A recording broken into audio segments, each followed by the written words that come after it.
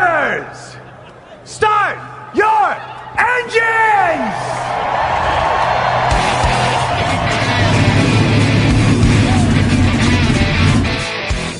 Hit the pace car!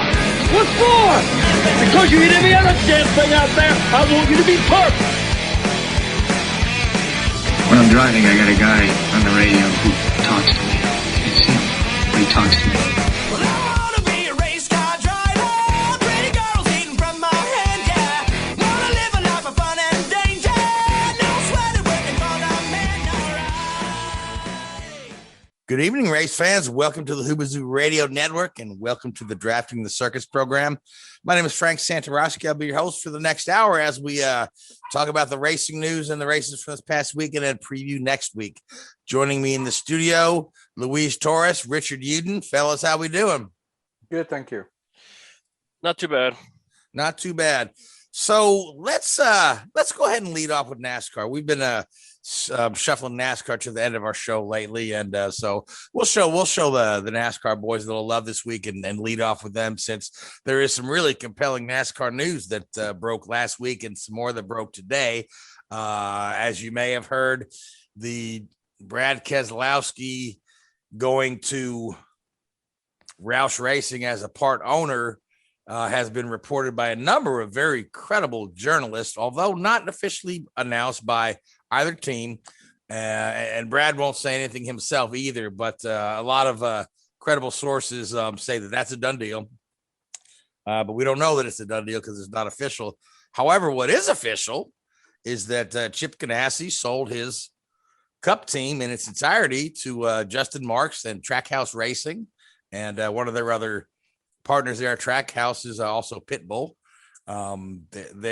They were leasing a charter, I believe, but now they own two outright, so that should be a two-car team next year. And evidently, Chip, there were some rumors flying around in the IndyCar garage earlier this year that Chip was on the fence about staying in NASCAR, and evidently, from what Chip's said and what I've read, is that Justin Marks made him a pretty good offer that was reasonable and made sense. So which one of you guys wants to go ahead and delve into this a little bit? I guess I'll start off with it. The thing with Brad Keselowski and Roush, I think it's more or less it's a contract clause deal where he can't really say anything until a certain point of the year. But it's going to be probably a heavy blow for Penske. And if, as a matter of fact, they already had another one with Todd Gordon calling it a day after 2021, who's been the crew chief for Logano and Ryan Blaney over the years.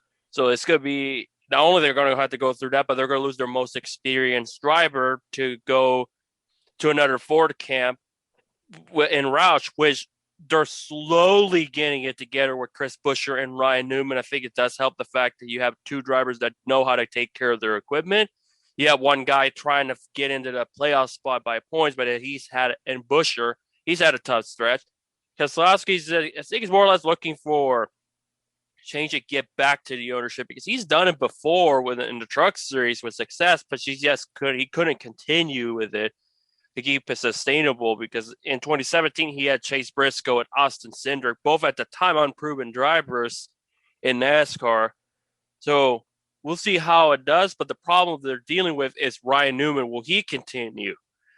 I think he probably will. I still stand to the fact that he and Harvick are probably be the two guys that are going to be there for another 5 to 10 years. They just have that passion.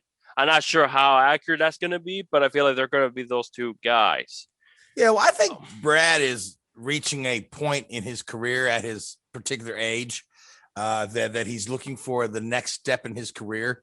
And, team ownership is certainly the next logical step for a guy like Brad, who's live and breathe racing his whole life. Yeah. So Richard, go right ahead, man. Sorry to interrupt you. Well, Brad already has a lot of business outside of driving. He owns a rapid prototyping manufacturing firm that does a lot of 3D printing and the like out here in North Carolina. So he's certainly not one of these drivers that sort of is easily bored. I don't think. He likes to keep himself busy and get out and do things. And I think this is a natural progression for him to go in there and You know, almost as we've seen last week as well in the Jeff Gordon sort of mold. You know, become heavily involved in the running of the team and you know, still be as influential as he possibly can be in the sport, although not be it a driver, be it, you know, a team owner or a you know, chairman or whatever you want to describe his role there. I think he likes being influential and likes being, you know, at the sharp end of whatever he's doing. Right, and I feel like, you know, eventually, you know, Roush is going to dip out. I mean, you know, Jack Roush certainly isn't getting any younger, and you know, I imagine there's going to be you know, a buyout at some point in time in the future where maybe Brad brings another partner in or buys the whole thing outright. And I think that's what he's just, you know, securing his own future there. And again, like you alluded to the Jeff Gordon situation, we had talked about that 2 weeks ago on the show, and that is all now official. Now he will be leaving the Fox broadcast booth and taking a leadership position with Hendrick Motorsports. Yes, indeed. And now with today's news as we're recording, it's Ganassi and the whole thing. I feel like to some extent, I can understand why some people feel like it was a long time coming, because let's face it, Ganassi, compared to his IndyCar program, his dozens of sport car incarnations that he's had over the years, and all of the other ones, he's been really successful. On the NASCAR end, he just hasn't been able to get the championship or dominance, aside from the first 2 seasons that he had, when he took over Felix Sabates' entity in 01-02 with Sterling Marlin. Then after that, they've only had like a couple gems with McMurray 2010 winning all the major races, yet didn't make the chase. And with Kyle Larson 2017, who outside of Truex probably was the best of the rest. Yeah. Well, I mean, you're leaving out Jimmy Spencer, you know. No, yeah, for sure. The one time he had a shot of winning in 02 before Kurt kind of nudged him out of the way.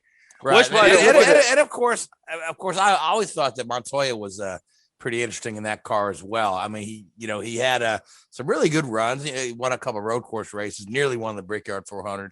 But to your point, even back in the Sabates days, right, other than a few moments of glory, that's never been a top tier team.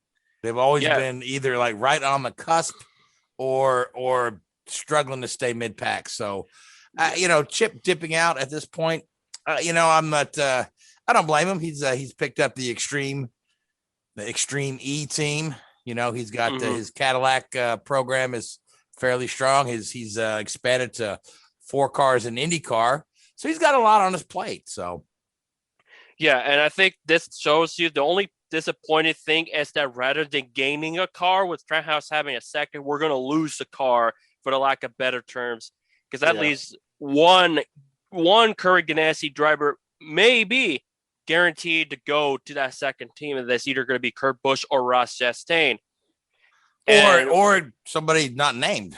There's no guarantee for either Kurt or Ross. Somebody was saying that if the 42 sponsors wanted to stick with the 42 car, well, I mean, if you think about it, right, the 42 sponsors are Clover, McDonald's, Advent Health, and Credit One.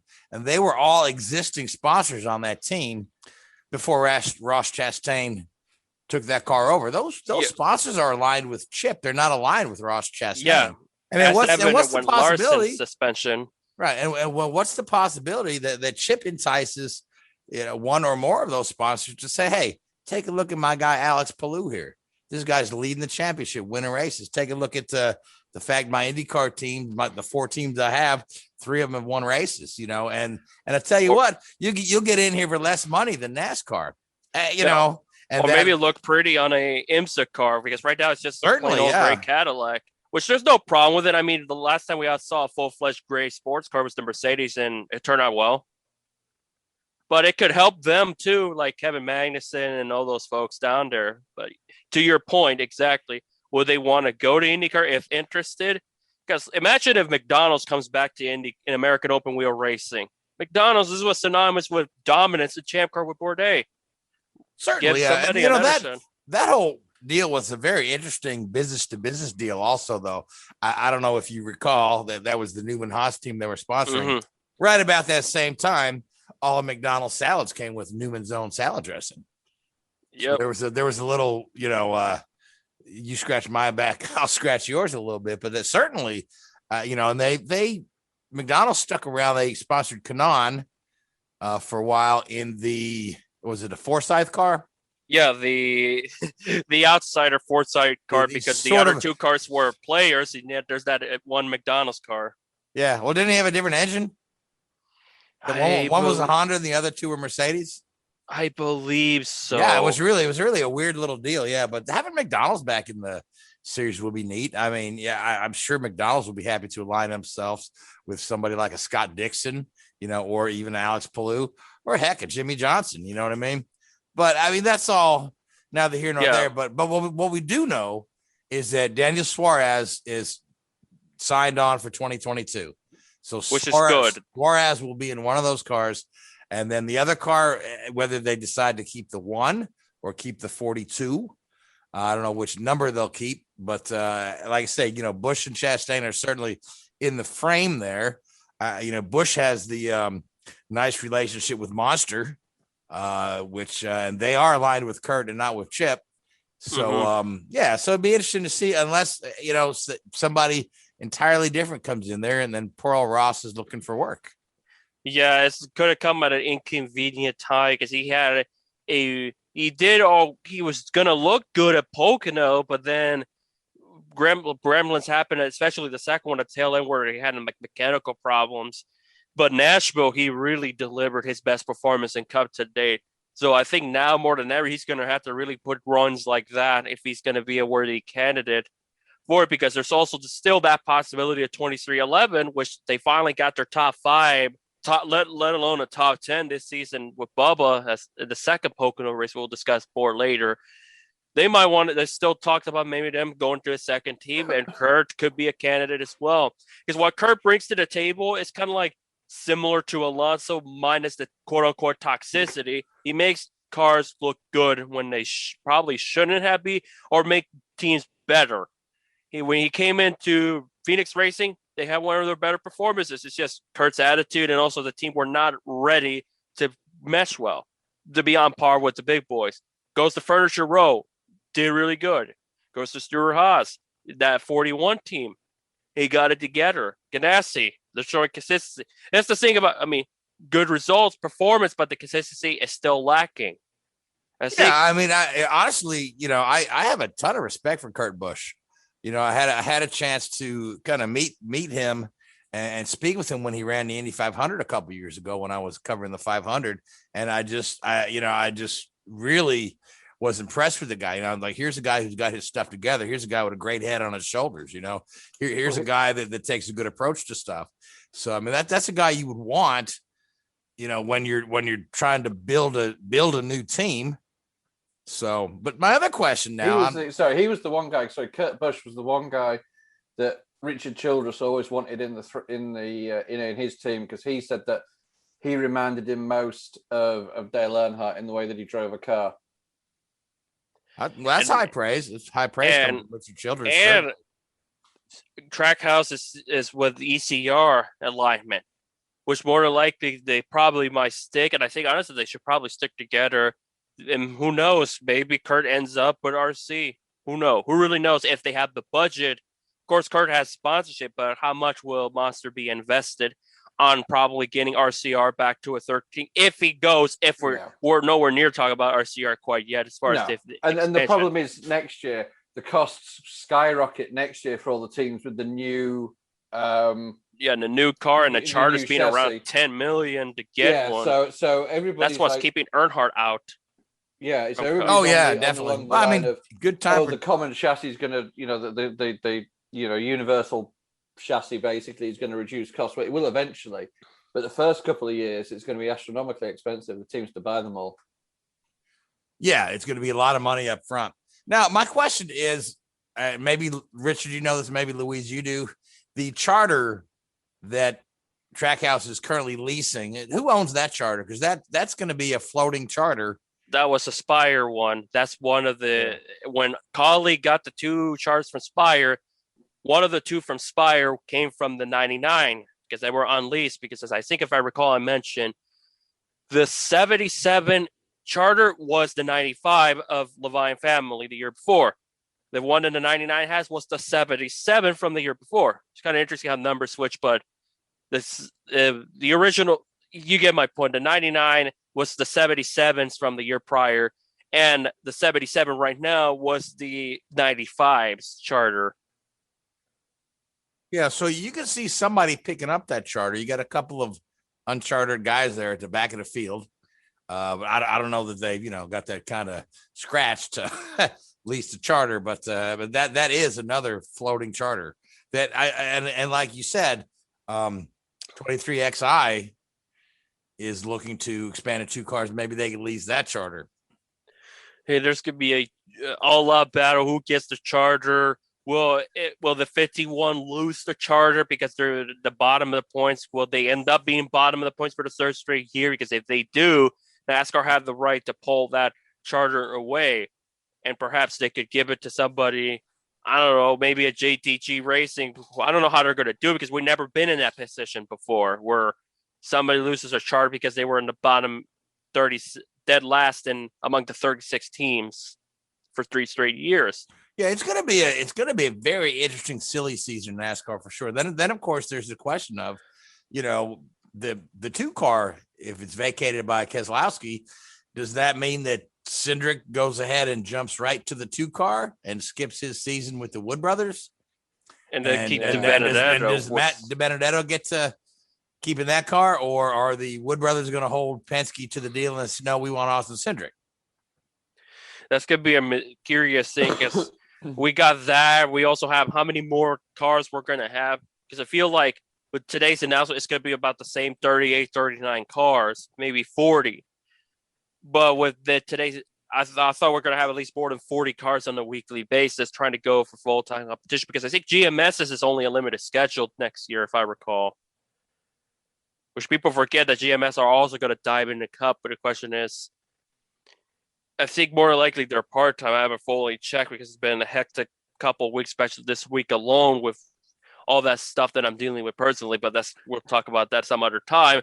But is it interesting time period? I think it's a good problem to have when you have so many cars interested and so many teams wanting to fight for a charter, but it's the matter of the integrity of the RTC. If you guys have like a Rick Ware Racing or a Starcom going to be up battling for that, it's like, look, we have it. Why should we give it up?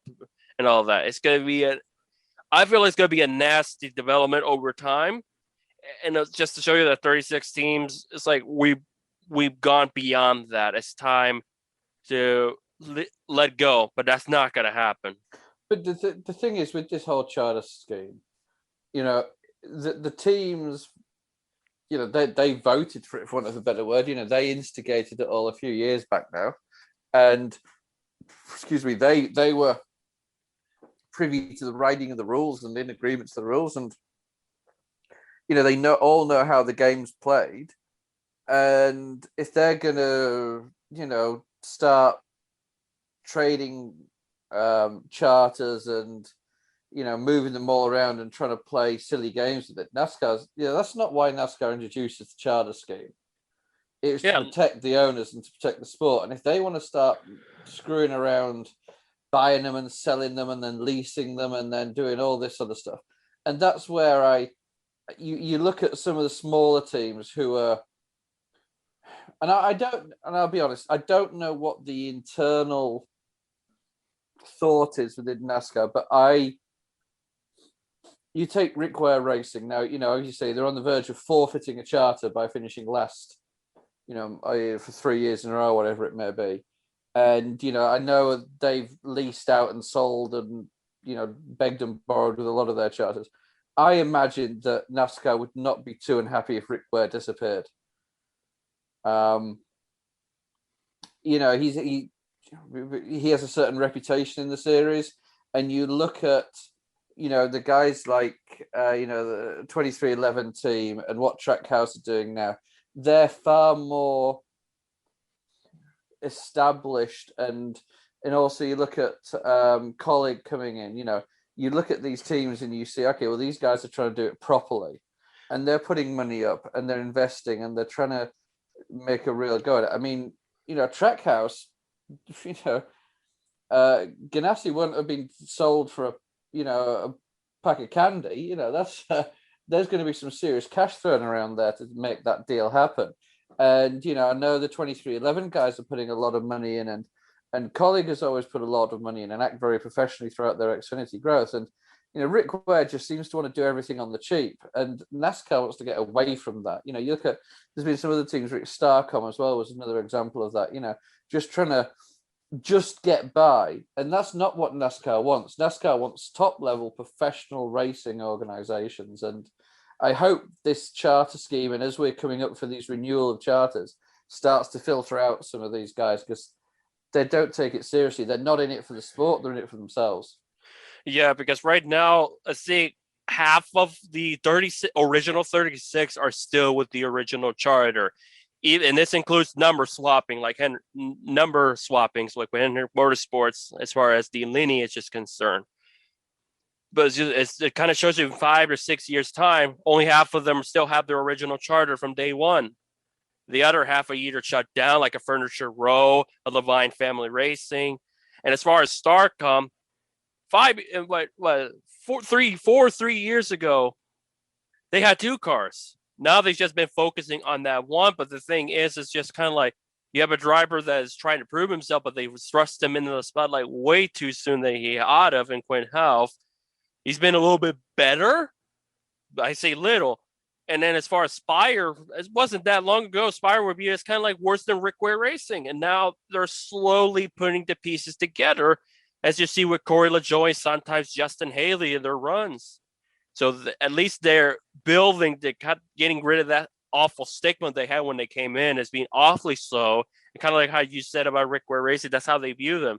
Question is, over time, is that if they're still going to grow? I think they're fully committed with Corey LaJoie, and LaJoie has done exponentially good things for that 7 team. And that's why they still have that charter. They're willing to keep Corey and keep that charter, because if imagine they lost all of their charter, they probably would have not give up their 2 charters to Colleague if they knew they had somebody in their hands they want to keep. If that made any sense at all. Oh, that made some sense. Yeah. After jumping through all them hoops there. So speaking of Rick Ware, though, if he's somehow booted out of NASCAR, he continues to up his presence in IndyCar. If you haven't heard, he'll be the Rick Ware with Dale Coyne. Entry will be fielding Ryan Norman at Mid-Ohio this weekend. Ryan Norman, a graduate of the Indy Lights series there. So that's the Rick Ware car. So yeah, and it's sponsored by Dale Coyne. He's been recently running IMSA. I think he even recently won as well a race in the IMSA category as well. So he's kept himself very busy. Should be an interesting opportunity how he fares in that one. Of course, it is the 52 team that recently got a top 20 with Cody Ware, who held his own. But it's curious to see how he does at a track like Mid-Ohio, which shouldn't be much of an issue, but maybe a top 20 is possible. Time will tell. But as obviously, of course, they're aligned with Roman Grosjean, who's probably among the rookie trio, the best, the more consistent out of the trio. So we'll see how he does. But at least he knows, it's just the funny thing. Sports cars and open wheels, he seems to do well as a supporting role. Sports cars more of their stronger suit, despite the field not being strong because of the quantity of cars when you compete in Asia Le Mans. But in NASCAR end, they gotta figure something out. Seems like right now the sometimes it's Cody, and sometimes, and more often than not, JJ Yaley's been the more strongest of the team that could put him in the top 25 when he gets the chance to drive the main car, the 51. And it's like with Bilicki, no disrespect, because I like the dude and all, but good grief, that 52 car has not shown anything. 53, the same thing. Hopefully luck changes when Ryan Eversley drives the car in Road America this Sunday, but I'm not really expecting much. We'll see. Well, before we start previewing Road America, let's talk about Pocono, because we had not one but 2 Cup races, as well as the Xfinity guys were in action too, were they not? Yeah, Pocono, all 3 series ran at Pocono Truck Series. Saturday, Xfinity, Sunday morning. The trucks was John Hunter Nemechek.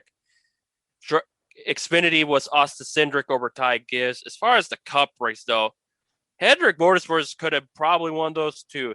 And I was half right in my prediction. I got the teams right. You got the teams right. Yep. Not the drivers. Yeah. Well, I mean, Kyle Larson had that 1-1. Yeah, it was his. It was, just wonderful to watch him during those closing laps to stalk down. Was it Bowman? Yeah, Alex Bowman. It reminded me so I much. I mix up Bowman and Byron all the time. Yeah. So that to stalk Bowman and go ahead and just lap after lap, and then finally make that pass with just a few to go, and then on the penultimate lap there, boom, right into the wall with the tire going down. Coming into the final corner. Yeah. He was like 15 seconds away from winning that race. And that battle with Larson Bowman so reminded me of Earnhardt Jr. and Bobby Labonte. Mirrored by almost very like, except Bobby got by Jr. with 2 to go. Larson took them got him with 4 to go. That was totally heartbreaking because he could have become the first driver since Jimmy Johnson in 2007 to win 4 in a row in the Cup Series. And had he won that and the fuel economy worked in Larson's favor on Sunday, he probably would have been joined in a rarer club of 5 in a row that I think among the National Touring Series, Ron Hornaday is the last one to do it in the Truck Series over a decade ago. That nobody seems to remember these days. But nobody seems to remember Ron Hornaday. As far as the Truck Series, he won 5 in a row. I was going to say, yeah, Ron Hornaday was the king of the Truck Series for forever. And his main run, and then we came back. Yeah. But that was totally heartbreaking for Larson. But imagine who would have thought Alex Bowman would have 3 wins at this point. And remember when he won at Dover, not many people thought, like, who would have thought he would have been a multi-time winner? The first out of the Hendrick stable be the multi-time winner of the bunch. Then Larson got the ball rolling like we've seen. But Bowman, again, it's kind of like ultimate opportunist for Alex Bowman. Like, all the races he's won, especially the last 2, came at the expense of Larson or his team.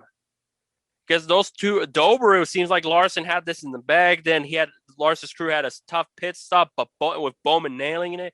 It's been a team effort, and I think that will help him in the long run. Teams win championships more often than not. The way things are panning out with Bowman, he could be in that title mix. He sure could. Yeah, he's driving very well, very smart. Just polish some things then and there. That's been my main criticism. Just needs to have more stronger results on a more consistent basis. That's why he's much lower than Elliott, who only has 1 win in as far as the regular season and cumulative points is concerned right now. But he does have the wins. And Larson finished 9th through it all. So yeah, I mean, hit the wall, still finished 9th. You still walked away with a top 10. Second place the next day. Somebody had pointed out, they said, "Oh man, bad weekend for Kyle Larson." I'm like, I don't know, man. A 9th and a 2nd. A lot of guys farther down the order would say that's a great weekend. He still cut some of Denny Hamlin's regular season points lead down. Yeah, absolutely.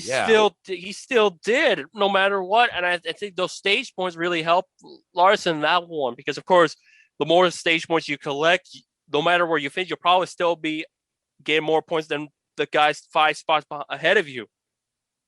Oh, absolutely. Yeah. I mean, that's how Martin Truex won a championship a couple years ago. He had so many stage points. You couldn't knock him out of the playoffs. So now, Richard, are you get your audio problems fixed? We're all good. We're all good. There you go. Yeah. I love the sound of your voice. So what were your thoughts on Pocono 1? I didn't catch all of the race, but the highlights that I did see, it was, just Carl Larson show again, wasn't it? Really, up until the last few corners there. And it actually, looking back at it, you could see that front left tire had gone down somewhere between turns 1 and 2. And he was actually lucky he didn't hit the wall earlier and finish even further down. But, typical Hendrick there, they have one car drop out and then they snatch it with the second car. So pretty impressive, really.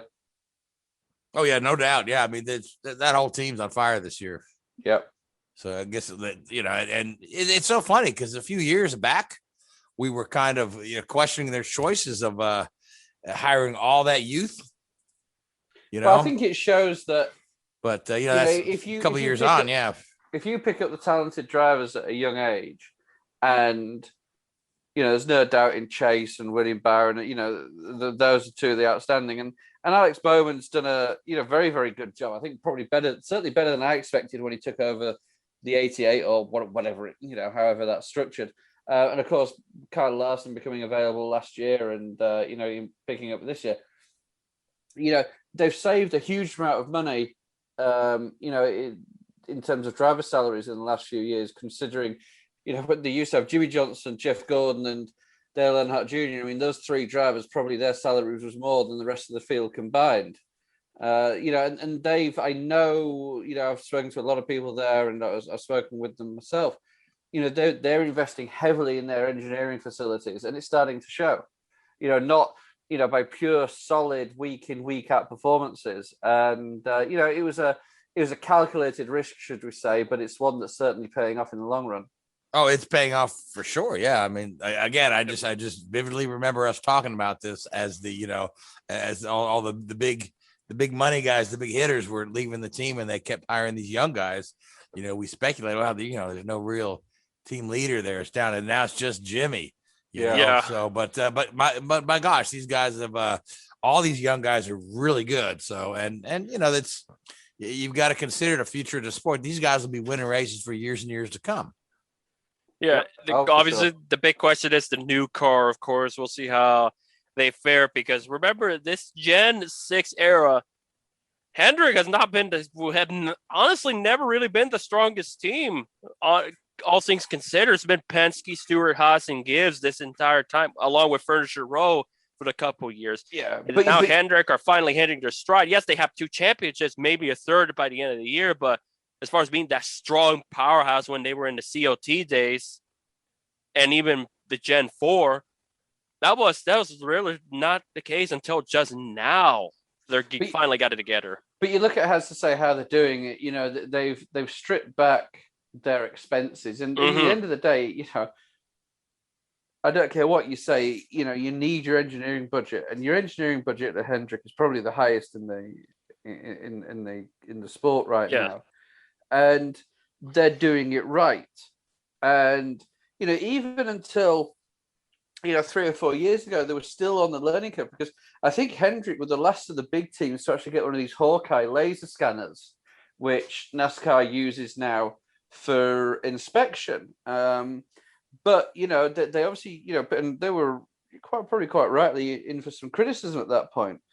But they've certainly sort of shown that they're working in the right direction, and they've got the young drivers that they can build in parallel. You don't build a team around the drivers, you build a team around a car and a philosophy, and the drivers and the engineers and the fabricators, they're all part of that common philosophy. You look at Gibbs are going to, in 2 or 3 years time, Gibbs are going to be where Hendrick was 3 or 4 years ago. When those drivers I mentioned a minute ago, the Dale Earnhardt Jr.'s, the Jimmy Johnsons, the Jeff Gordons, when they all left, there was a vacuum within the team. Gibbs is going to have the same problem coming soon when Denny Hamlin and Martin Truex Jr. and Kyle Busch, when those guys leave, because they're not going to be all around in 5 years' time. There's going to be that void there as well. So how are Gibbs going to react? Are they going to go down the same route? Now, Gibbs do have a very, very good junior program for development. It'd be interesting to see what Hendrick does from a development program if Junior Motorsports sets up a cup team, because obviously at the moment, Junior Motorsports and Xfinity is the Hendrick feeder program, if you like, without, because they obviously don't have an Xfinity team themselves. Yeah. So it's going to be interesting to see how all this plays out, and what, sport, unfortunately, is a very instantaneous business. We all want results now or next week. You very rarely, it takes a very, very diligent and very, very dedicated owner, which I think Rick Hendrick is and has been, to very pragmatic and look at the long term. Said, we may go 3 or 4 years without winning a championship, or we may have a couple of drivers that go a season without winning a race. You know what? We're okay with that, because I'd rather win, 10 championships in 20 years than win 2 out of the next 3, but then that be the only 2 in the next 20 years, because we go bankrupt because we've spent all our money. on a big name driver. Yeah, and with Gordon coming into the threshold big time now next year, he's always been there. Remember, Gordon has owner championships with Jimmy Johnson. People tend to forget it. He's had as many owner championships as probably as a driver because of that co-ownership with Jimmy, but now he's taking over. So it'd be curious to see how further they'll develop, because essentially at the end of the day, they're going to be looking at Gordon as the main guy in the future. Oh, without a doubt. And it's a natural progression, isn't it? Again, it's the long-term strategy that Rick Hendrick's put in place. He knows he's not going to be as, no disrespect to the guy. The amount of time and effort it needs to run a NASCAR team is phenomenal. And he's not going to be able to put that effort in 5, 10, 15 years, whatever it may be. Yeah. And I think, you see it, Penske, with promoting Tim Cindric into that role. That'll be interesting to see what happens at Gibbs, because, of course, it was a terrible loss of his son there, who was probably like the heir apparent to that organization. How Gibbs is going to react. Childress is doing it a little bit with Mike Dillon, who, of course, is Austin Dillon's father there. Gibbs are still kind of doing it with Coy, because I think the ARCA program, Coy Gibbs is the main owner of Ty's car. But it'd be interesting to see, of course, obviously with Ganassi, there's been that whole new structure. Stuart Haas obviously has Tony Stewart. He's probably going to be that next, the guy that takes over from Gene when he sort of takes more of a backseat. So it's fantastic. I find this fascinating, looking at all the sort of chess moves that are going on in the background and all the politics of it, and who's putting themselves in what position and who's being hired for what role. And, there's certainly some interesting moves going on there in the background. And, that it's going to be fascinating to see the changing of the guard over the next 2 or 3 years. And if not longer, 5 years maybe. But I think gone are the days of somebody just going like completely cutting off and somebody else coming in. It is obviously a gradual transition now, and these guys are getting smarter at it. They're not just gone are the days of, because you're a good driver, you make a good team owner. Or it's not a good old boys sport anymore, where all the deals are doing handshakes and. You go to a sponsor, I could have $500,000 or whatever. Oh yeah, sure. Get one of your drivers to come and kiss a baby and shake a few hands or whatever.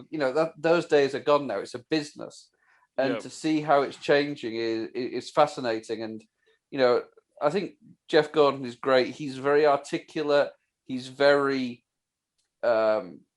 diligent. I think in the way he doesn't say much, but what he does say is very important. People listen to him, so I think he's great in that role.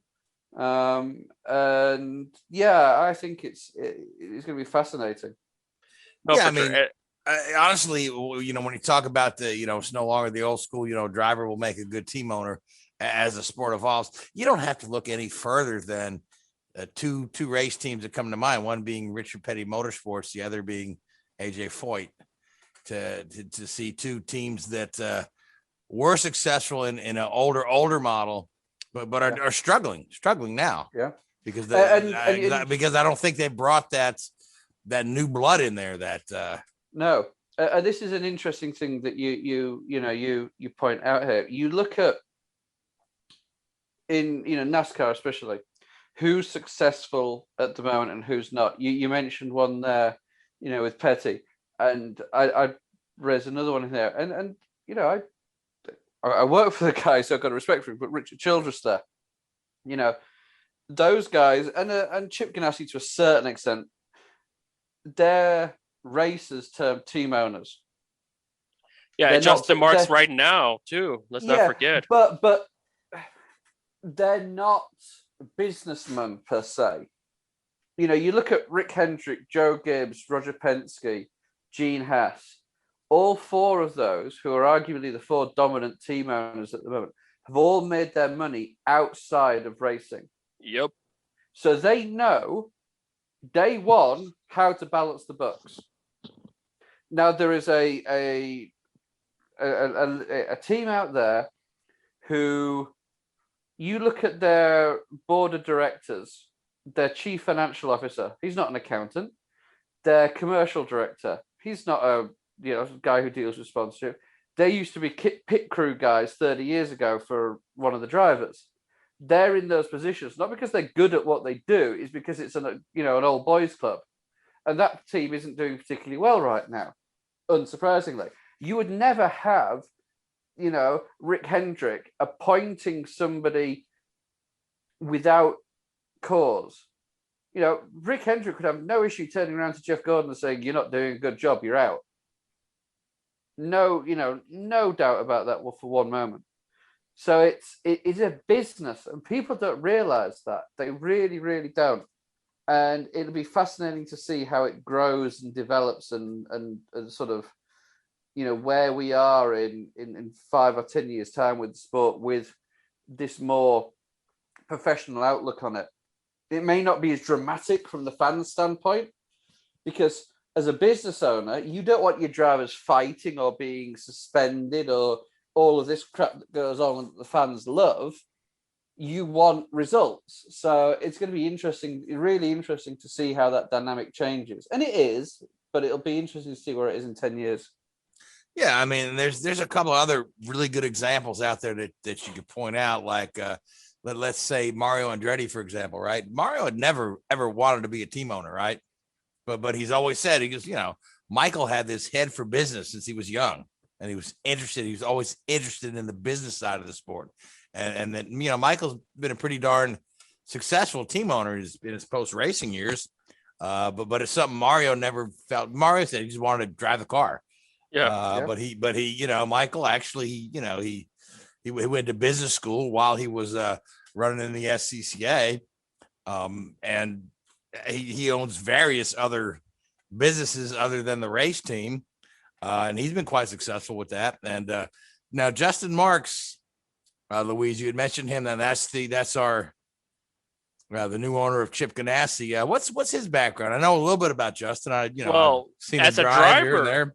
As a driver, he drove for Chip, won a race in that wet Mid-Ohio. Was it Mid-Ohio or Road America? It was a very rainy. He won an Xfinity race with them, with Chip Ganassi. He was a profound road racer. It seems like even when I interviewed him at Sonoma 2018, he had the mind. He's kind of had a great business mindset, like wants to do more than just racing. He also liked doing the outdoor stuff and all of that.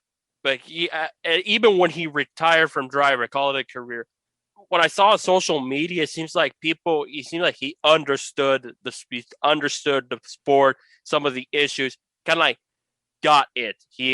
That's why I said the brains of Justin Marks has been vital.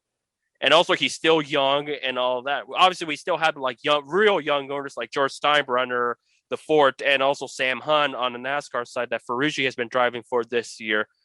But Marks just stood out because he's very articulate, very savvy on his mindset. Now, where did he make his money? Because obviously this Ganassi deal is not going to be cheap, and I don't think Pitbull's footing the whole bill. I mean, does he have some other business interests that where he's? If I recall, yes, he does. This would have been an excellent question to ask Seth, because he probably would tell you from the right out of the get-go, because I know he's done some stuff in karting. I think he owns the GoPro karting facility somewhere in North Carolina as well. He has some businesses then and there, and I think also left and right, but I couldn't exactly tell you much because that one is kind of like missy-wash as far as what I can recall. But I do know that he was a pretty stout driver, just not really had the kind of like the full bore funding to show his worth on a full-time basis. Excellent road racer, great mindset. And I think that's kind of shows you if you don't burn, somebody told me, if you don't burn bridges, dividends will, long-term goals will pay off. And I think that's kind of how we see it with Justin and Chip. But he does bring some money. Sure. Otherwise, he probably not started his own team when it was just Justin Marks and Ty Norris. Pitbull came after the fray, like a couple months after the initial announcement. That was like the added bonus. It's like, sure, 23XI have the mega budget with MJ and all of that. But with Pitbull has money. He brings some money and investment and all of that. So that helped boost him a little bit more. And what we saw is like the right people. They have the right people, and it's showing right now. They've been the more consistent team compared to 2311. Albeit they're not that far behind now. 2311 compared to Trackhouse, so they're on par with top 15, top 20s. Just right now, the 1919 just kind of have the staff, and also Hamlin is in his first year as invested as an owner, but he's also driving. So maybe in a few years, when Hamlin's now done racing or scales back, maybe we'll see that team grow even further. Time will ultimately tell, of course. Time will tell. Now, speaking of which, we are kind of pushing our deadline here, and I do want to leave enough time to talk about the Formula One race out in Austria, the Styrian Grand Prix. But there was a second race in Pocono, and it was a certain Mr. Kyle Busch that won that race, and it was a bit of a fuel mileage race. Well, not just that for Kyle, he also was stuck in fourth gear. He had a strong car, and then the transmission was starting to backfire to where pit stops were going to be and restarts were going to be miserable for Kyle. They had to fix it because they had tried to like bungee cord to try and make the diagnosis so the car could continue. Because if that thing broke, it'd be game over for Kyle, and it'd probably be even a more irate to a rather frustrating year again for Kyle. But fortunately, that didn't happen. I think they only had like 2 restarts Kyle had to deal with, and then 2 green flag pit stops. And yet, through all of that, they found a way. They found a way, yeah. And it was a very significant win for Kyle because it puts him one ahead of Kevin Harvick, and it makes Kyle Busch the winningest active driver in Cup wins. Yeah, he now has 59 Cup wins, and it continues his success on the National Touring Series. I think if he wins this weekend at Road America, he'll have his 200th win under the Toyota banner.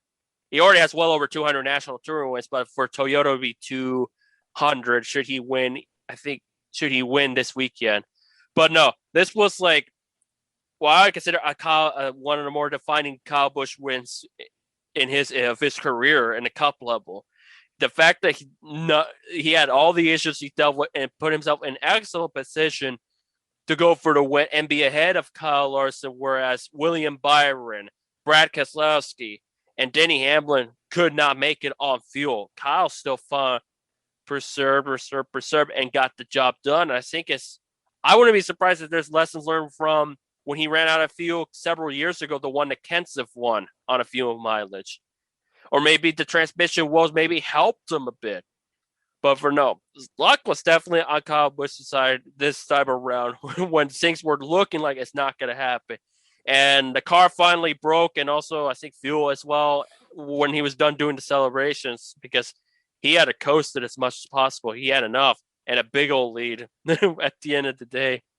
Yeah. Well, good for him. Now we're off to Road America, where the Cup Series hasn't raced since the 1950s, I believe. One time in 56. 56, yeah. So let's go ahead and pick a winner for Road America real quick. I'll start with you, Richard.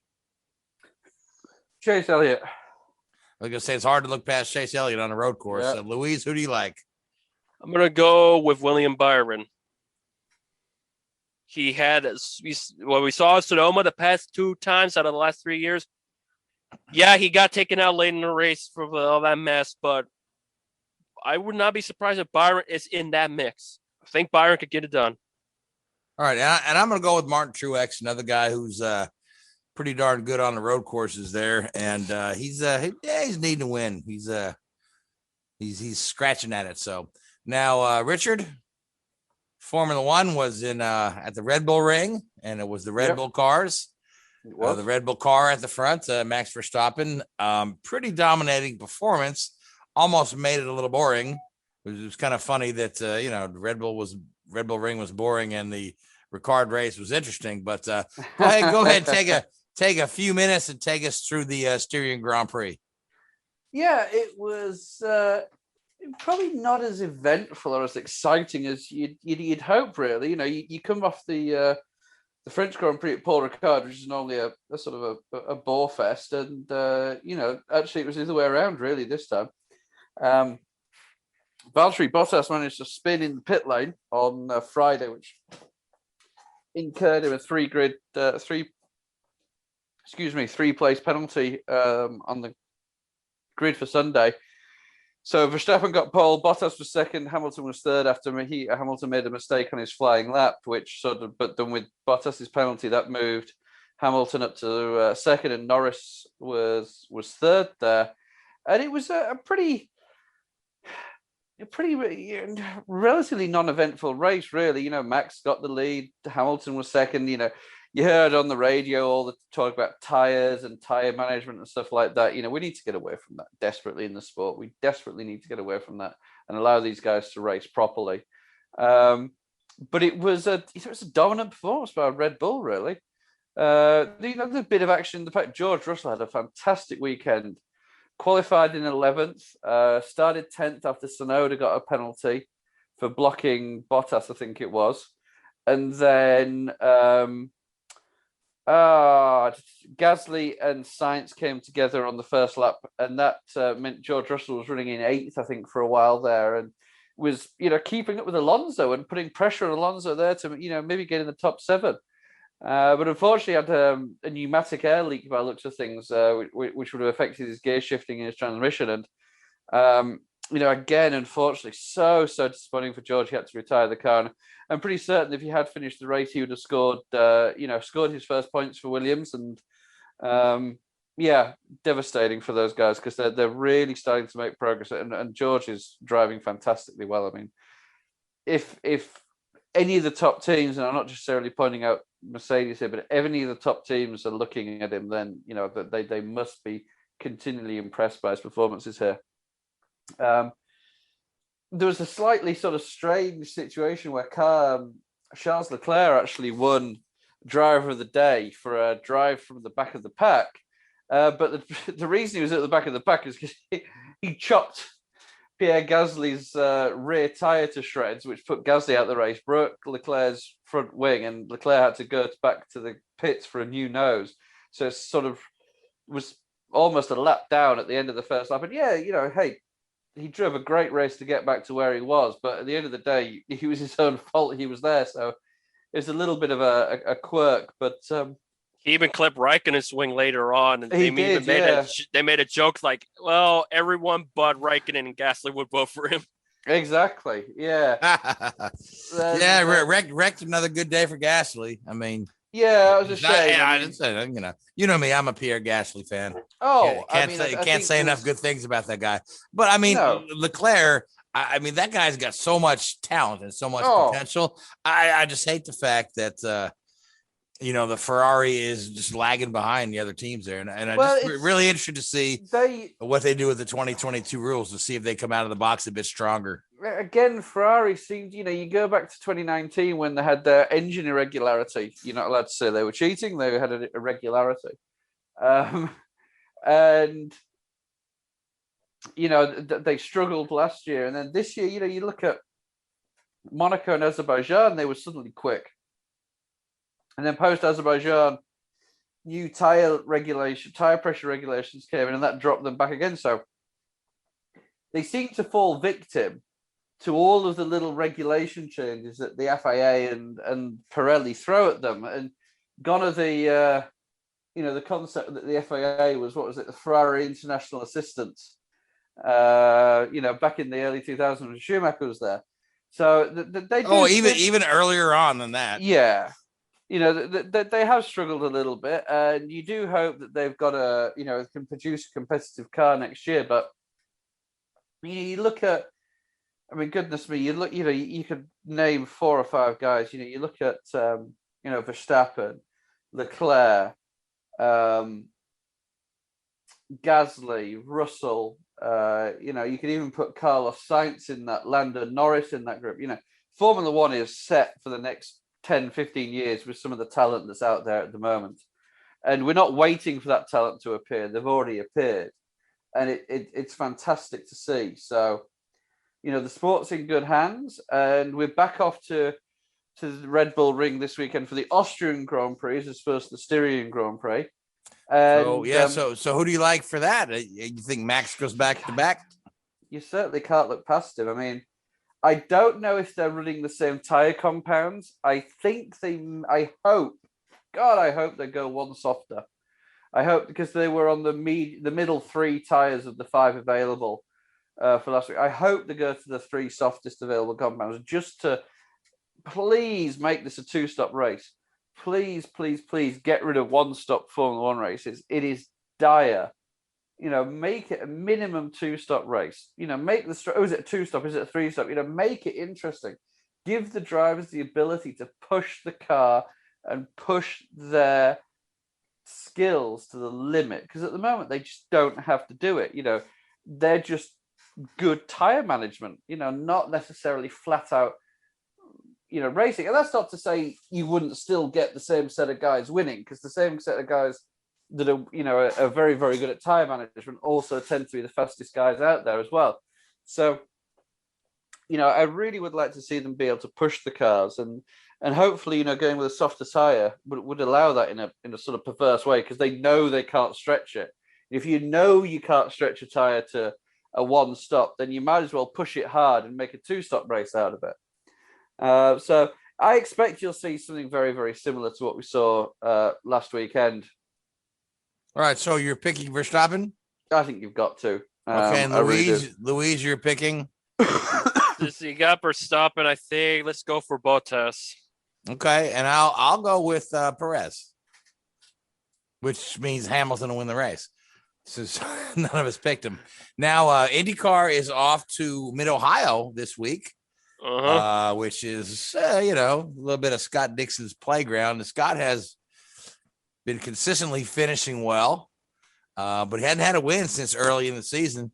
Yeah, so, he hasn't had a win since he dominated the field. Yeah. Which it's been a good bit since we saw that. But last year we didn't see a lot of these young guys. A lot of these young guys winning, other than the old guy that won the 500. But who do you like for Mid-Ohio, Louise? I don't think you look best against.